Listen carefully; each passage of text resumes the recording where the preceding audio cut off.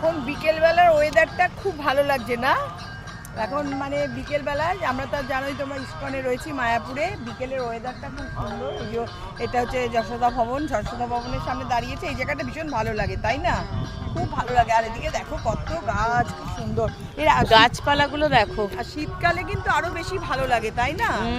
খুব শীতকালে সুন্দর, আরো বেশি ফুল থাকে, এখন একটু কম ফুল, সূর্যমুখী আছে, এগুলো হালকা আছে। গান হচ্ছে, হরে রামা হরে কৃষ্ণ।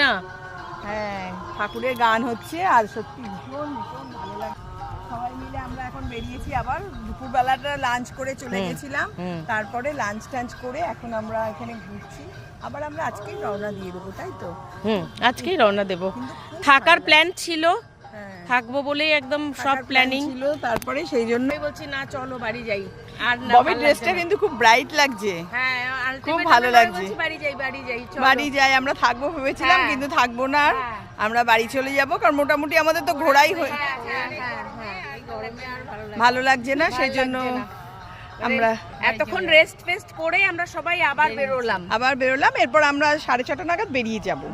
6:30 নাগাদ আমরা বেরিয়ে যাব, তারপরে খুব ভালো লাগছে। এখন কিন্তু গরম লাগছিল না, এসে যতটা গরম লেগেছে এখন ততটা কিন্তু গরম লাগছে না। তো ঠিক আছে, চলো দেখতে থাকো, খুব সুন্দর দারুণ।